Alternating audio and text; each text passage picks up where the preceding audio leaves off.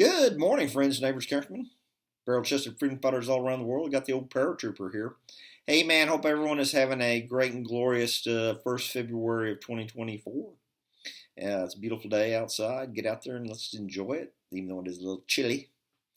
Now, what I'm going to talk about today is the three big threats that I see to our country and the American people in the next 12 months.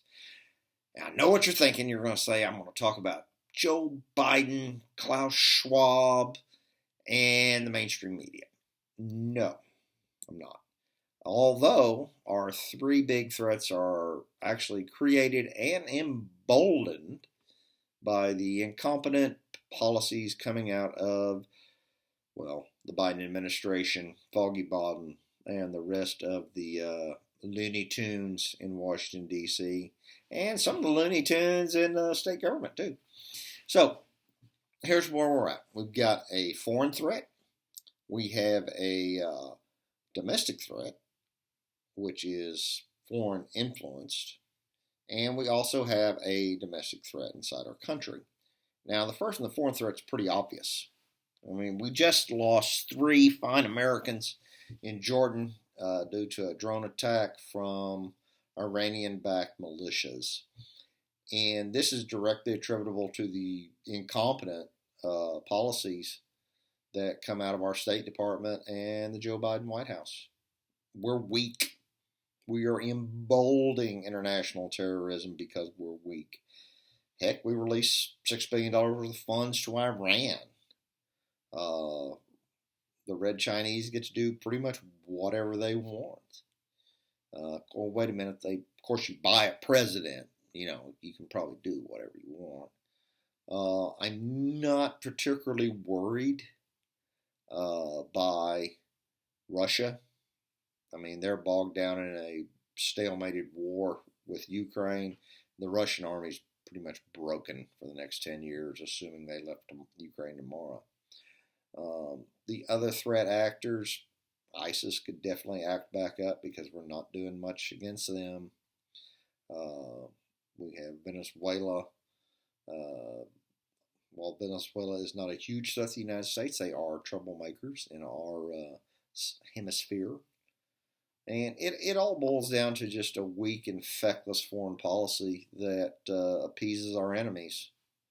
I mean, that's what it boils down to. And it would not surprise me if we find ourselves in another war in the next 12 months, simply because our leadership is incompetent and corrupt.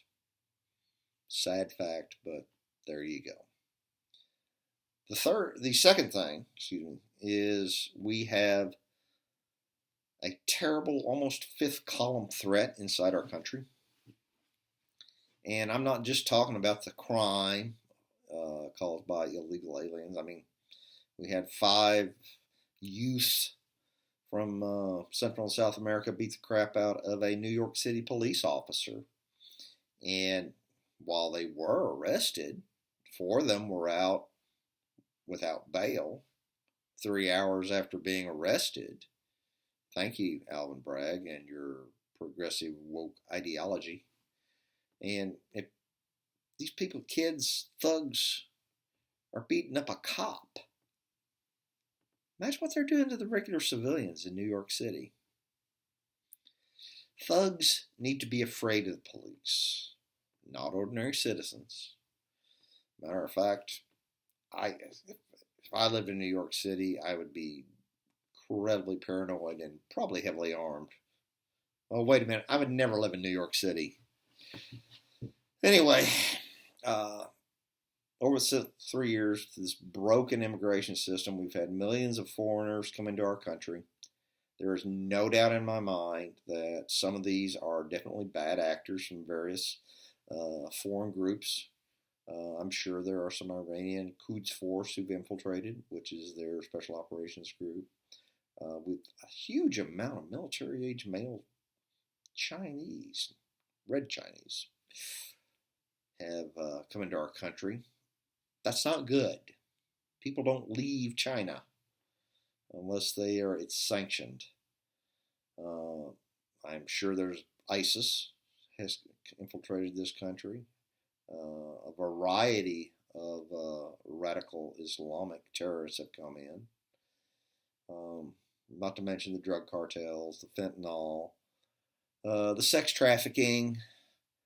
I mean, it would not surprise me if in the run-up to the election, we have not necessarily a increase in criminal activity, which that's going to happen regardless, but possibly terrorism, or maybe some more accidents where trains are derailed, some sort of catastrophe like that. Now, if some of these players, like for example, if China does try to invade Taiwan, it would not surprise me if there is a sizable group of saboteurs of Chinese descent who are dedicated to making our response to that threat as difficult as possible. And I'm not talking about lobbyists on Capitol Hill. I'm talking about people who have come into our country and who will do sabotage and espionage operations. So that's a definite possibility. The third threat, and what to me is the scariest, is that we have a domestic threat. Now, despite what the mainstream media puts out, folks on the left are pretty doggone dangerous and crazy. It's not just right-wingers that are dangerous and crazy. So we have a presidential election coming up. It would not surprise me if someone attempts to kill Donald Trump, simply because we've had years of left-wing propaganda shoved down people's throats, and somebody gets it in their head they've got to stop the next Hitler, which is what they often call Donald Trump or Republicans or anybody who disagrees with it. So let's say, for example, we have an election. Let's say a Republican is elected president, not necessarily Donald Trump, but just a Republican, because as the left says, all Republicans are Hitler, Satan, blah, blah, blah. It would not surprise me if the actors on that side, the BLM, the Antifa, if they start doing not just protests and burning down cities like they did in 2020, outright domestic terrorism, car bombs, targeted assassination, kidnapping. Granted, the FBI and DOJ doesn't seem to be too worried about it, but myself, I am a little bit concerned about that. So violence from the left is definitely a possibility, assuming a Republican is elected in November, which could make a quite difficult time in our urban environments. And as Jason Aldean said in his song, "Don't try that in a small town," I'm not too concerned about that in rural areas. Now here's the flip side. Let's say, and let's have a squeaky clean election,